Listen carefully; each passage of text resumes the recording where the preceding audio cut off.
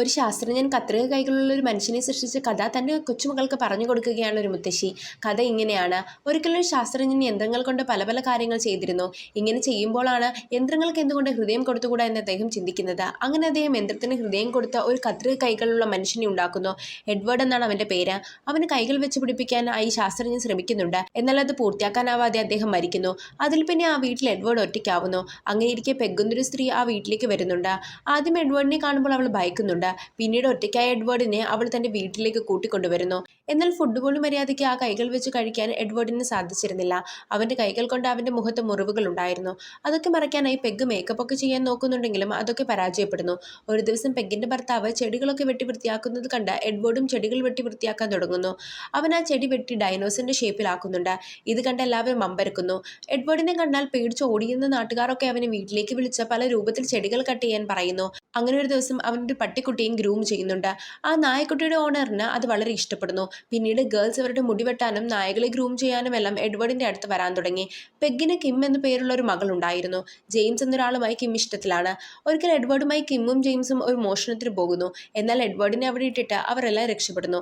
അവസാനം Edward police കസ്റ്റഡിയിലാവുന്നുണ്ട്. Peg വന്ന മോഷണത്തെ പറ്റി ഒരുപാട് ചോദിക്കുന്നുണ്ടെങ്കിലും കിമ്മിന്റെ പേര് അവൻ പറയുന്നില്ല. അവളെ കാട്ടിക്കൊടുക്കാത്തതിന് അവൾ അവനോട് നന്ദി പറയുന്നുണ്ട്. പിന്നീട് ജെയിംസും കിമ്മുമായി ഇതിന്റെ പേരിൽ വഴക്കാവുന്നു. എഡ്വേർഡിന് കിമ്മിനോട് ചെറിയ ഇഷ്ടമൊക്കെ ഉണ്ടായിരുന്നു. ഈ സമയത്ത് കിമ്മും എഡ്വേർഡിനോട് താല്പര്യമൊക്കെ തോന്നി തുടങ്ങിയിരുന്നു.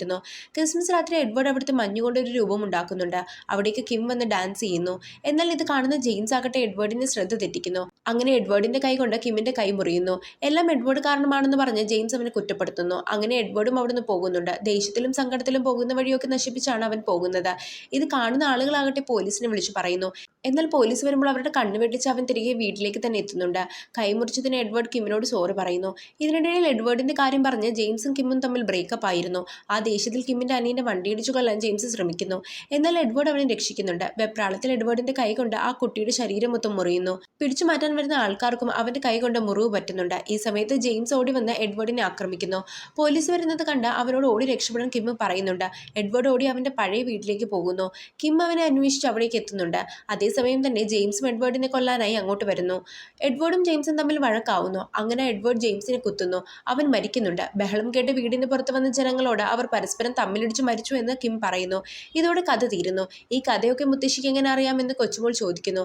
താൻ അവിടെ ഉണ്ടായിരുന്നു എന്ന് മറുപടി പറഞ്ഞുകൊണ്ടാണ് ഈ സിനിമ അവസാനിക്കുന്നത്. അതായത് കിമ്മാണ് കഥ പറയുന്ന മുത്തശ്ശി. ഈ സിനിമയെക്കുറിച്ചുള്ള നിങ്ങളുടെ അഭിപ്രായം കമന്റ് ചെയ്യുക. ചാനൽ കൂടി സബ്സ്ക്രൈബ് ചെയ്യുക.